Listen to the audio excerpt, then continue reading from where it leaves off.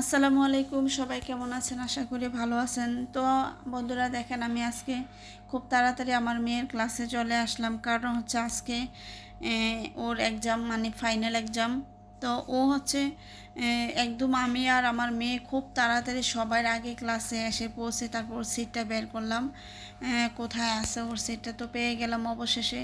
তারপর হচ্ছে ও নেমে গেল যে ওর ফ্রেন্ডের সিট কোথায় ও খুঁজতেছিল। পরে হচ্ছে ওর ফ্রেন্ডের সিটও পেয়ে গেছে। ওর পাশে, একদম পাশে ওর ফ্রেন্ডের সিট পড়ছে। তো আমরা যখন আসছি একদম ভোরে আসার পরে তারপর 1-2 মিনিট পরে হচ্ছে অন্য বাচ্চারা মানে আসা শুরু করেছে। আর আমরা যখন ক্লাসে ঢুকেছি একেবারে অন্ধকার ছিল, মানে কেউ ছিল না। তো এখন এসে সবাই একটু লাইট দিচ্ছে বা বাইরের আলো দেখা যাচ্ছে। তো আমার মেয়ে বারবার ওর ফ্রেন্ডকে খুঁজতেছে আসে কি না বা কখন আসবে। আর এদিকে হচ্ছে আমি ওর সাথে বলতেছি যে তুমি মানে কিভাবে ও লিখবে বা কি করবে না করবে এগুলো ওকে আমি পেছন থেকে বলতেছি। আর দেখেন বাচ্চারা যে যার মতো সিট খুঁজে নিচ্ছে। তো আজকে আপনারা দোয়া করবেন, আমার মেয়ের পরীক্ষা, অর্থাৎ আমার মেজো মেয়ে আমার ছোট মেয়ের পরীক্ষা শুরু হয়ে গিয়েছে একই দিনে। তো ওরা যেন খুব ভালোভাবে লিখতে পারে বা ভালো রেজাল্ট করে। অবশ্যই আপনারা আমার মেয়েদের জন্য দোয়া করবেন। আর হচ্ছে এখানে যে এই পাশে দেখতে পাচ্ছেন ছেলেগুলা দাঁড়িয়ে আছে, এখানে হচ্ছে ওর ফ্রেন্ডের মানে সিটটা পড়ছে। ও তো মহা খুশি, মানে ওর ফ্রেন্ডের সিট একসাথে পড়ছে।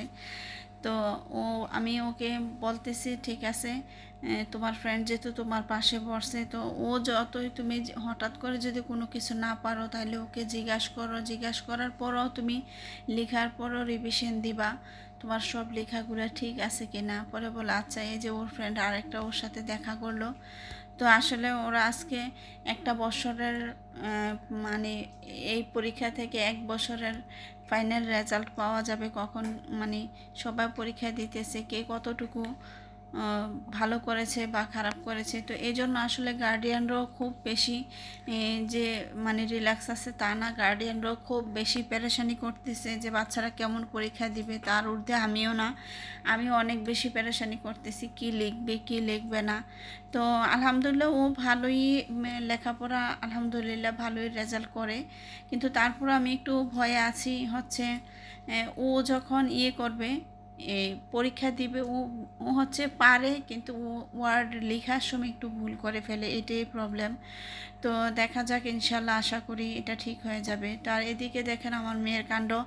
আমি যখন করতেছি, ভিডিও করতেছি, ও আমাকে বলে আম্মু তোমার মোবাইলটা একটু দাও। তো পরে আমি বলি কেন, বলে আম্মু তুমি তো সবাইকে ভিডিও করো, আজকে আমি তোমাকে একটু ভিডিও করবো, প্লিজ তুমি একটু যাও, তুমি তো বোরকা পরেই আছো।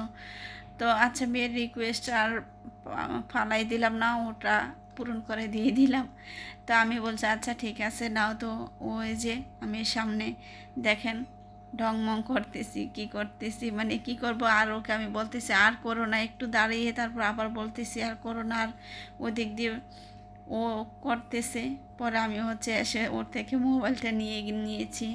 আর এই যে ওর হাতে একটা ঘড়ি, কিছুদিন আগে ও এই ঘড়িটা খুব পছন্দ করেছে, তো ওকে এই ঘড়িটা কিনে দিয়েছি। ও খুব খুশি। আর হচ্ছে ওর ফ্রেন্ডও চলে আসছে, ও বারবার আমার সাথে দুষ্ট করতেছে। আমি ওর নাক ধরে টিপে ওকে গাল ধরে আদর করে দিচ্ছি। আর আমি ওকে বলতেছি যে আমি চলে যাই, তুমি বসে থাকো, সবাই তো একটু পরে সবাইকে বের করে দিবে। পরে বলে না মা, যখন সবাইকে বের করে দিবে তখন তুমি যেও, এখন যেও না। আর এই যে ছেলেটা মানে একটু শ্যামবর্ণ করে, ওই ছেলেটা হচ্ছে ক্লাসের মিসের ছেলে। তো খুবই মায়াবী ফেস, মাশাল্লাহ। তো আজ অনেকটাই টেনশন করতেছি। আর এই যে দেখেন ওর বান্ধবী, মানে এখন বর্তমানে ওর বেস্ট ফ্রেন্ড এখনও। তো আমি ওদেরকে বলতেছি তোমরা দুজনের হাতটা ধরো, দুষ্ট করতেছি। তো দেখতে থাকুন। আজ এই পর্যন্তই, ইনশাল্লাহ কথা হবে নেক্সট ভিডিওতে। আসসালামু আলাইকুম।